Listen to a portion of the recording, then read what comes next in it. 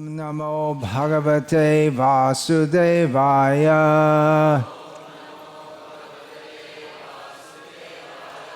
Om Namo Bhagavate Vasudevaya.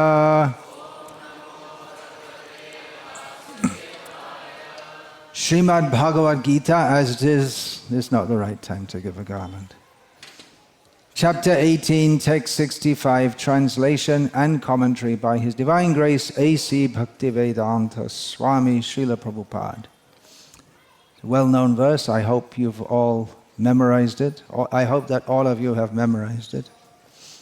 Mat manaha bhava mat bhaktaha mat yaji Mam namaskuru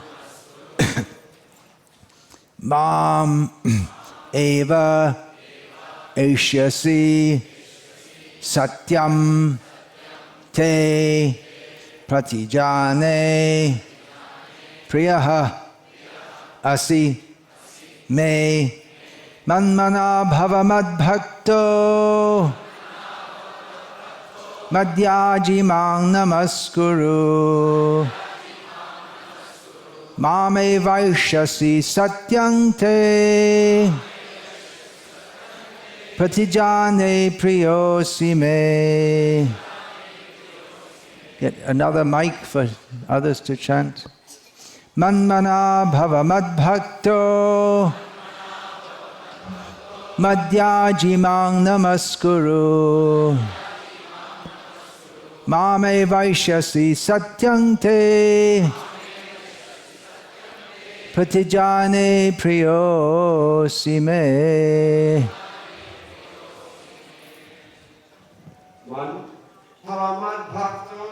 Manmana bhavamad bhakto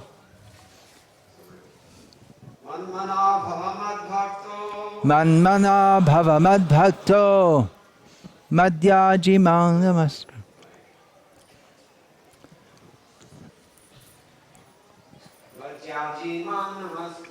Madhyaji mang namaskuru Mame vaishyasi satyang te Pratijane priyosi me. Gokul Chandra?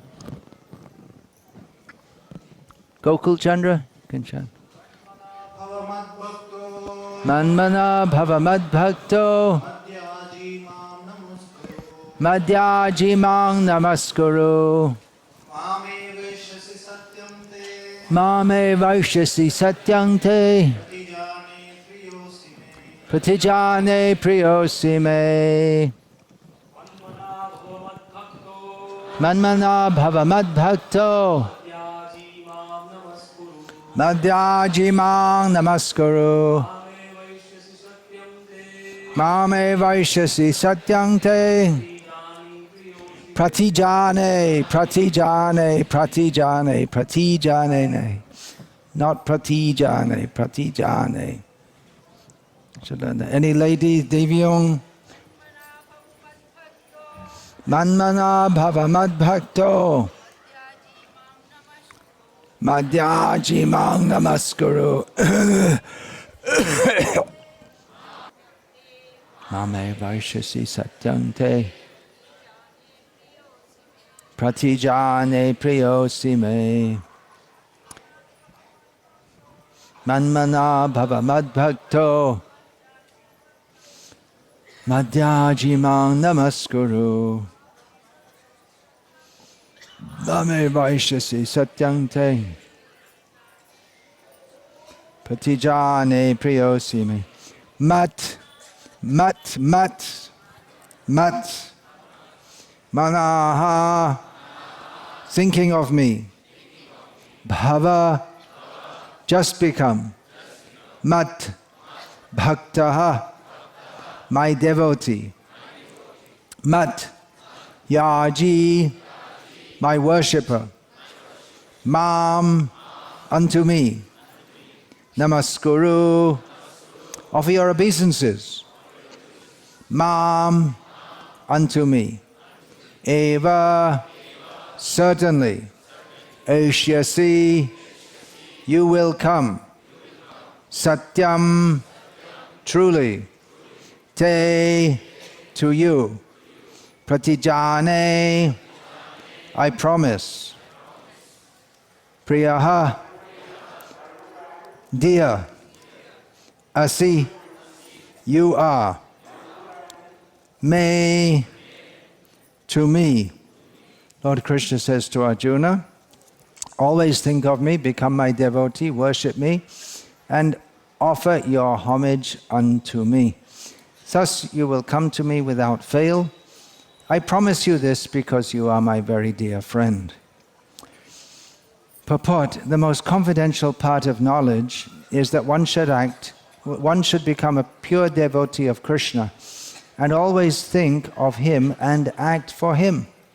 One should not become an official meditator. Life should be so molded that one will always have the chance to think of Krishna. One should always act in such a way that all his daily activities are in connection with Krishna. He should arrange his life in such a way that throughout the 24 hours, he cannot but think of Krishna. And the Lord's promise is that anyone who is in such pure Krishna consciousness will certainly return to the abode of Krishna, where he will be engaged in the association of Krishna face to face. This most confidential part of knowledge is spoken to Arjuna because he is the dear friend of Krishna. Everyone who follows the path of Arjuna can become a dear friend to Krishna and obtain the same perfection as Arjuna. These words stress that one should concentrate his mind upon Krishna, the very form with two hands carrying a flute, the bluish boy with a beautiful face and peacock feathers in his hair. There are descriptions of Krishna found in the Brahma Samhita and other literatures. One should fix his mind on this original form of Godhead, Krishna. One should not even divert his attention to other forms of the Lord. The Lord has multi-forms as Vishnu, Narayana, Rama, Varaha, etc. But a devotee should concentrate his mind on the form that was present before Arjuna. Concentration of the mind on the form of Krishna constitutes the most confidential part of knowledge, and this is disclosed to Arjuna because Arjuna is the most dear friend of Krishna's. Om Jnana Timirandhasya Jnananjana Shalakaya Chakshurunmilitam Yena Tasmai Shri Gurave Namaha Nama Shreshtham Manamapi Shachiputram Atra Swarupam Rupam Tasyagajam Urupurim Maturim Goshtavatim Radha Kundam Girivaramaho Radhika Madhavasham Prapto Yasya Pratita Kripaya Shri Gurum Tam Natosmi Vandeham Shri Guru Shri Ataf Padakamalam Shri Gurun Vaishnavanscha Shri Rupam Sagrajatam Sahagana Raghunatanvitam Tam Sajivam Sadvaitam Savadhutam Parijana Sahitam Krishna Chaitanya Devam Shri Radha Krishna Padan Sahagana Lalita Shri Vishakhan Vitamscha Hare Krishna Krishna Krishna Hare Hare Hare Rama Rama Rama Hare Hare. This verse, the most confidential part of knowledge, is suitable for all circumstances. I specifically chose to speak on it today as there will be an initiation ceremony today, and the purpose of the initiation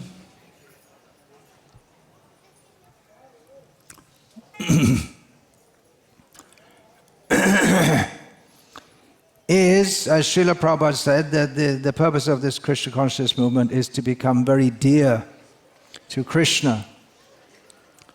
as is Arjuna. And then one will get the result. What is the result of becoming very dear to Krishna? Well, Krishna says here one goes to his abode, but there is... You're going to chant japa now? Like to chant japa now? Yeah, then please go outside and chant japa. Yeah.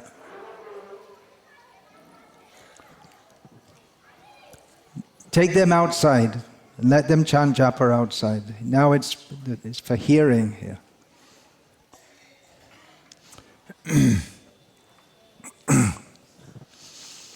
Now the purpose of this movement, Srila Prabhupada said, is that to become dear to Krishna, like Arjuna. And that is the purpose in itself. And Krishna promises that such a person, Krishna will take such a person to him.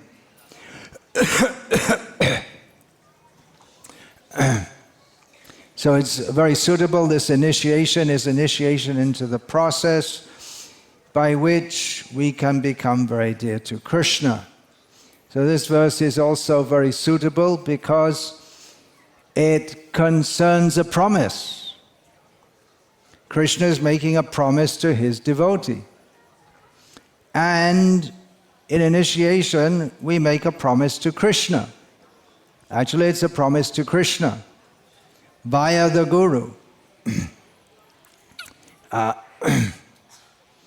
promise is to chant a minimum of 16 rounds of the Hare Krishna mantra every day, and to follow the principles of no meat eating, no gambling, no intoxication, and no illicit sex. And implicit in that are many other things, but at least these four are stated. We may wonder why such rules. Krishna doesn't say to Arjuna here, are you prepared to follow four regulative principles? He says, always think of me. And Srila Prabhupada comments, following from Krishna's own statement in the previous verse, that this is the most confidential part of knowledge. So maybe what you're saying, well, I could eat meat and drink wine and have illicit sex and gamble and always think of Krishna. Just like we used to find in our, I'm just thinking back to the days of my brahmachari days in England, where you might think that you might have thought that one of the principles is no sleeping, because if anyone was caught taking rest in the day, they'd immediately be got up, woken up. And a common response was, I'm thinking of Krishna in my sleep. Or I'm lying here thinking of Krishna. Some excuse, desperate to get some extra sleep. So the point is to always think of Krishna. So why are these rules required? We have to, when we study any verse in Shastra, we have to see it within the context of the whole text and within the whole context of the Vedic literature. So this Bhagavad-gita, it is a yoga Shastra. At the end of every chapter of Bhagavad-gita, Krishna doesn't say it, but generally in the recitation of the Bhagavad-gita, Yoga Shastra Shri Krishna Arjuna Sangvade. And so it's a discussion of yoga. And earlier in the Gita, Krishna says, and he says it many times in various ways, but he says it very specifically at the beginning of the 6th chapter, Nahiya sanyasta sankalpo yogi bhavati kaschana. That no one can become a yogi unless he renounces sense gratification. Is that what Krishna says in that particular verse? No, it's not exactly that. He says, unless one renounces the desire for sense gratification. This promise today we have the word sankalpa. So, nahya sanyasta sankalpaha. So sankalpa means also the desire. When one takes a sankalpa, just like here in Pushkar, I presume people take sankalpas. So they're expressing it's a vow, and it's for the purpose of a particular desire. So Krishna says that no one can become a yogi unless he renounces the desire for sense gratification. So it's relatively easy to give up meat eating, gambling, illicit sex, and intoxication. But to give up the desire for sense gratification is not so very easy, as we all experience, if we're going to be honest. So that's why the initiation is required, because one cannot become Krishna conscious unless one is free from sinful activities. These meat-eating, gambling, illicit sex, and intoxication, they are sinful activities. The sinful activities, and Krishna says in Bhagavad-gita on, the famous verse, Yeshang Tvantagatang Papam Jananang Punya Karmanam Te Dvandva Mohane Mukta Bhajanti Mangyaravrataha. That a person who is free from sinful activities and performs pious activities and is free from the duality of delusion. There's also our initiation is required to hear. By hearing the message of Godhead, Bhidyate Hridaya Grantis Chidyante Sarva Sangshayaha. The knot on the heart. The knot on the heart is the desire for sense gratification. That is pierced, that is broken, and all the misgivings or the wrong idea, misunderstandings about the purpose of life, about who we are, who is God, who is Krishna. These are all destroyed by the process of hearing about Krishna from a bona fide source. So when one is free from the reactions of sinful activities, of performing sinful activities, and one acts piously and is free from the duality of delusion, one becomes a candidate for worshipping Krishna intensely. This manmana bhava, Srila Prabhupada translates this, always think of me, as Krishna himself says several times throughout Gita, ananyas chintayanto ma, ananya cheta satatam, and so on. And Krishna is calling for yatantascha drida vrataha, to worship him with a very strong vow. So becoming free from sinful life is required, and we may think, well, why these 4 rules? Why meat eating, gambling, intoxication, illicit sex? This is stated in the Bhagavatam, that these four are particularly stated as being the symbol, the pratik, epitome of sinful life. Abhyartitastata tasmai stanani kalaye dadau dyutang panang striya suna yatra dharmas chaturvidha. These 4 adharma chaturvidha, 4 kinds of adharma, which can be translated as sinful life. They are dyutam, which is gambling, panam, which means drinking, and as in English, when you say someone has a drinking habit, it doesn't mean drinking water, it means drinking alcohol.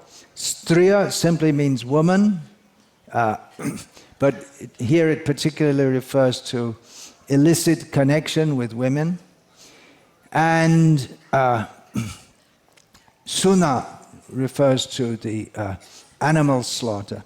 So these four places were these places where these four activities take place were granted to the personality of Kali for his residence by Parikshit Maharaj. So these are very sinful activities, and Srila Prabhupada once in a conversation with a non-devotee in Geneva in Switzerland, Srila Prabhupada said to him, unless we break these four pillars of sinful life, there is no meaning of meditation or worshipping God.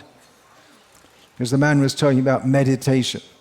And Srila Prabhupada brought to the point, the man wanted to talk about meditation, but Srila Prabhupada didn't want to talk to him about meditation or worshipping God. First understand this principle. These four pillars of sinful life. And Srila Prabhupada explained why. He said, you cannot ignite fire and at the same time pour water on it. So sinful life means destruction of spiritual life. Once you begin spiritual life and the other way you begin sinful life, then how will it be? It is counteracted. There is no progress.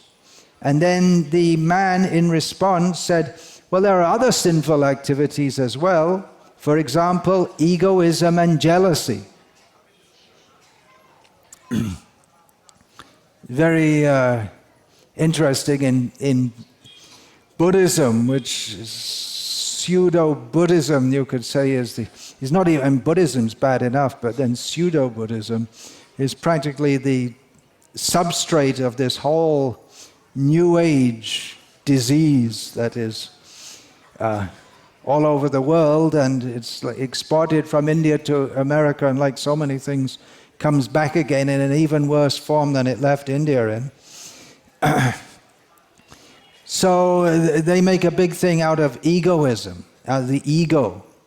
They say even in Buddhism, even worshipping God, or even the concept of God is just another manifestation of the ego.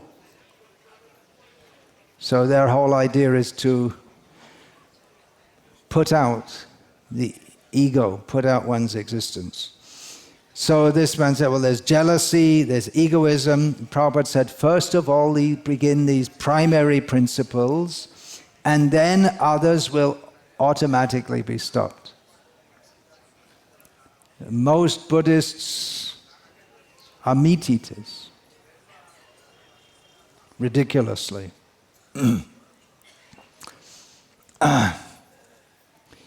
So Srila Prabhupada, if we read his letters especially, time and time again, he states to already initiated devotees to chant 16 rounds and follow these four regulated principles. Time and time again he states, which indicates, and actually it's a fact, that Srila Prabhupada was experiencing that many of his disciples, even after taking their vows, were not following them. Otherwise, why would he have to say it?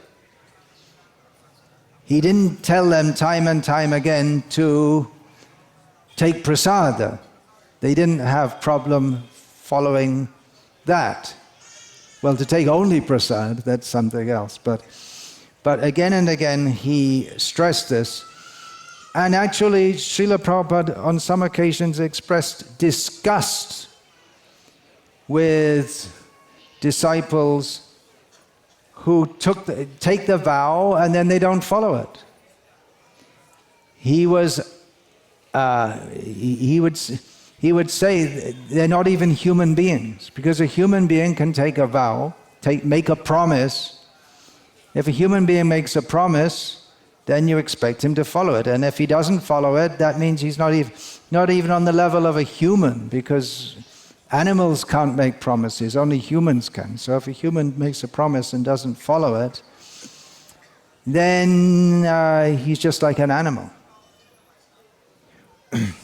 We can see in Vedic culture how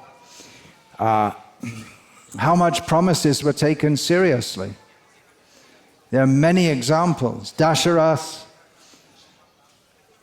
promised to Kaikeyi that he would give her a boon when she wanted it. And when she begged the boon was worse than death for him, to banish Ram. But in his mind, of course, Ramayana is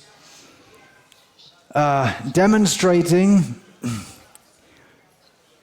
the Vedic culture that everyone needs to follow to live as a human being and come to the real purpose of the real platform of human life, which is to become a Vaishnava. So we find that Krishna himself, he's not following all the rules, but in Ram Leela we find it's so much stressed. So Dasharatha, he could not break that promise. And when Ram was petitioned by everyone in Ayodhya except Kaikeyi and Manthara to just, especially Lakshman, just, okay, forget this old king and just become the king yourself. But there was no question in Ram's mind of acting in such a way that would break his father's promise. And when Ram was called in by Dasharatha and told, "You be the king," he said, "All right." The next day he was called in and said, "No, you're not going to be the king. You're going to have to go to the..." "Oh, all right." Yadricha labha santushto janvatito vimatsaraha. He's showing unaffected. Whatever he gets, he accepts. That's all. Good or so-called good, so-called bad. Bhishma, when he took the vow never to marry to facilitate his father's marriage, because in Vedic culture you can marry more than once, especially kings. Even though Bhishma was quite a grown boy, his father wanted to marry again. So to effect that, Bhishma took the vow never to marry, and immediately the devas in heaven showered flowers on him. You might think after 50 years and you're still doing it, but they immediately showered because he took a vow. And for a Kshatriya to take a vow, that's it. There's no question of going back. Even Kamsa, who was living within Vedic culture of sorts, he trusted Vasudev's word. Vasudev said, "I'll give you every child that is born," and Kamsa respected that. He believed in Vasudev's promise. And we can just imagine how hard it was for Yudhishthira to tell a lie. Because even though that culture of living according to one's word and being truthful was so much part of the Vedic culture, Yudhishthira in particular was famous for that. More than Krishna, more than Arjuna, particularly famous. His whole reputation was based on that. He had shown his adherence to his word when Bhima, in the gambling arena, he was immediately ready to kill Duryodhana and all his brothers, and Karna and Shakuni, and probably Dhritarashtra also. And several times during their wanderings in the forest, Bhima said, "What the hell are we doing? I'm just going to go, just let me go, I'll kill them all." And you just said, no, we've given our word. And then Krishna told him, "You have to tell a lie to your guru so that we can kill him." How difficult it was for Yudhishthira. Lying we take as normal. It's part of life.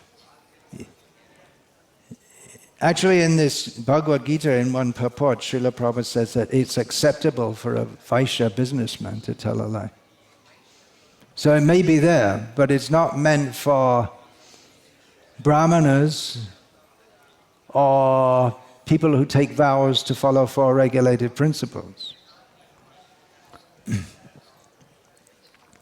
Recently, I saw just the beginning clip of some YouTube video, which is pramana, it seems, in the modern age. There was a speaker, it was called How to Recognize When Someone is Lying. So it was a woman speaker, and she said, you should be careful because the person sitting on your right side is a liar, the person sitting on your left side is a liar, and the person sitting in between them is a liar also. She said, everyone tells lies. I was thinking, well, actually, I don't think I tell lies. I can't. And the people I'm living with, they don't tell lies. So, but that seems to be the culture among the karmis, that everyone tells lies. Truthfulness is supposed to be the last leg of dharma, but it's a really wobbly leg. Even recently, even in the Western world, in much of the Western world, people would do deals, business deals or whatever. Maybe someone's just selling a second, without going through a dealer, they sell a second-hand car to someone else, and he says, okay, I'll give you $100 now, and I'll pay you $50 for the next 3 months, and they'd settle it with a handshake. That was all that was required. But nowadays, for anything, you have to make, everything has to be put in writing, notarized. No, who can be trusted? So then we may say, well, why are we asking you to make a promise if people aren't to be trusted? Well, there is a period in which it's seen what is the character of the person coming for initiation, and some level of trust is there, although it's seen that many nevertheless don't follow after vowing to do so. And then maybe asked even, well, why do we have vows anyway? Why do you have to vow it? You can in front of the Guru and the fire and the Vaishnavas. Why make such a big thing of it? If someone says, I'm not going to do this, I'm not going to do that, I'm going to do this, why do we have to make such solemn vows? Why such a big thing? We are vowing to do things which we don't have the propensity to do, we don't have the habit to do, and to give up things which we have the desire to do. There'd be no need to make a vow to give up meat eating if we didn't have the propensity to do so. And actually, it appears that previous to Srila Prabhupada, in Vaishnava society in India, when initiation was given, there was no, do you agree to follow the four regulated principles? There was no such thing. It was just understood. Anyone who's going to be initiated, you're going to be a Vaishnava, then you don't do these things. But for Srila Prabhupada, he had to do that because his disciples from the Western countries were raised in a culture where these things are very ordinary. So the vow not to do it is because there wouldn't be any need for it unless we had the propensity to do it. We don't vow, for instance, not to commit suicide. We don't vow not to punch 10 people in the face every day. we don't have such a propensity to do it, or a habit. These things are allowed by law and by society, so anytime we can do it. We can get away with it. Any one of us right now can go outside and eat meat, and well, you have to go outside Pushkar to do that, because meat's not allowed here. But anyone can do it. But the vow, taking a vow very solemnly, that first of all, if we have any proper sense, which one is supposed to have if one's going to be an initiated Vaishnava, we should know that these things, even if I have a propensity for them, they are absolutely detrimental to my real self-interest. And taking the vow means that we have a sense of responsibility. That now I've said this to the Vaishnavas, to the Guru, in the presence of the sacred fire. So I have to do it. And apart from that, there may be also some fear, because if one eats meat, generally, that gives a sinful reaction, but even more so if one has vowed not to do so. Of course, many of the people I initiate in India, they never took meat in their life, and they never had any desire for that. Many, less and less each year, because increasingly meat eating is part of the culture in India. But many of the people I initiated, they never ate meat. Maybe when they're at college, they come from a vegetarian family and they just tried it out once or something like that. But they don't have many Indians up to the present day don't have they're not raised in the culture of eating meat or drinking liquor or gambling or illicit sex. That's why previously these vows at the time of initiation, they weren't taken. It was just understood that people were following them anyway. So for pious Indians, following these principles might be easy if they've done it since birth. But one thing we're finding increasingly in the last few years, that even Indians from good families, they're totally victimized by pornography on the internet.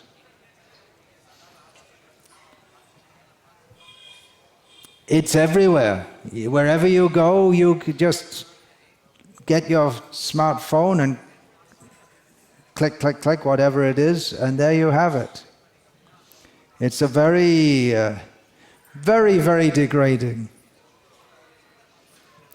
But we find even devotees, they come to join our movement, and they find it very difficult to give up the impressions that they, in earlier life, they received by seeing so many bad things or doing so many bad things. Even Bhaktivinoda Thakur, in that essay, which was originally delivered as a speech about the Bhagavatam, he said, how difficult it is to give up the wrong ideas which we have imbibed in youth. So he was talking about wrong ideas, what to speak of very sinful and gross impressions. Generally, anyway, Indians are pious. That's on a relative scale. If the average Indian today would be considered very impious by the judgment of someone in India 1,000 years ago, but still much more pious than the average non-Indian. But in some ways they may be more materialistic also, in some ways. At least I don't find in the Western countries that people are so anxious to have a prestigious job and show their educational level. There's no such thing. So on one level, Indians are very materialistic. They're very concerned with prestige, and you have to live in a certain kind of building, have a certain level of education to be considered successful. So either way, whether you're a pious Indian or an impious mlecha like me, we have a need for initiation and purification from the attachments that keep us from Krishna. What do we have to do to come to the level of always thinking about Krishna? Well, Srila Prabhupada has given some advice here in this purport. One should arrange his life in such a way that throughout the 24 hours he cannot but think of Krishna. Srila Prabhupada, he was very concerned to develop Varnashram projects, community projects in which devotees can all live together in a manner that they can all think of Krishna, help each other to think of Krishna throughout the day. That is especially good for grihastas, because for brahmacharis who are living in the ashram, they have no other activity but activities that are directly connected with Krishna consciousness. But for grihasta devotees, most of them, they are in a situation whereby most of the time they are in a situation which is unfavorable for them to think about Krishna. And in fact, they have to occupy their minds with things which are not connected with Krishna. Of course, everything's connected with Krishna, but in an indirect way. Some things are directly connected, some things are indirectly connected. So if one is, for instance, doing business in a shop, the customer comes, the devotee can't sing bhajans to him. He has to talk, this is the price of the cloth, and it's a good deal, and we'll give you 15% discount, okay, 20%. He has to deal as a businessman. And if you're developing software, you have to put your mind very deeply you have to apply your intelligence so that it's not something that you can think, it's such an intense mental activity that you can't think of other things at the same time. You have to fully put your attention there. So this Varnashram communities is an opportunity for grihastas to live without the prestige and without the facilities of middle-class Indian life, but always think of Krishna. And those who are stuck in that way of life, which is not conducive for thinking about Krishna, you please do this. When your children are grown up and settled, or at least old enough that they can look after themselves, don't go on working. Leave all those things, and as vanaprastha, husband and wife, be full-time servants of Krishna attached to a temple community or a farm community. Don't go on working if you don't need to. If your children are grown up, then leave all that and come and serve Krishna full time.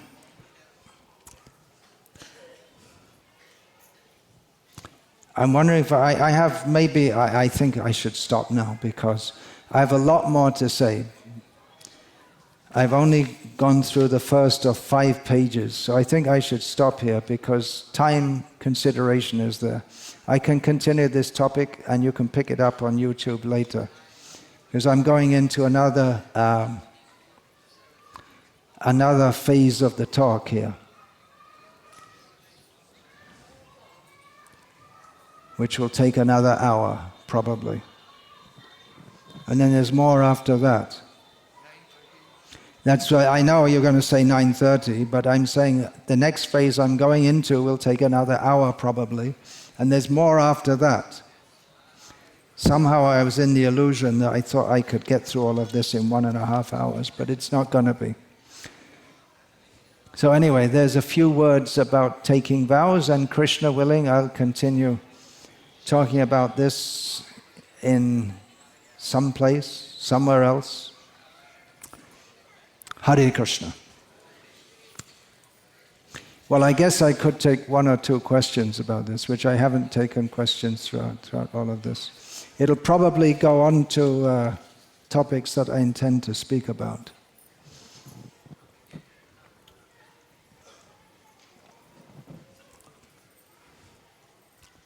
No. Okay, let's leave it then, because let's get moving along. Giving the names itself is going to take at least 2 hours. We have quite a schedule today. Vancha kalpatarubhyascha kripa sindhubhya evacha patitanam pavanebhyo vaishnavebhyo namo namaha.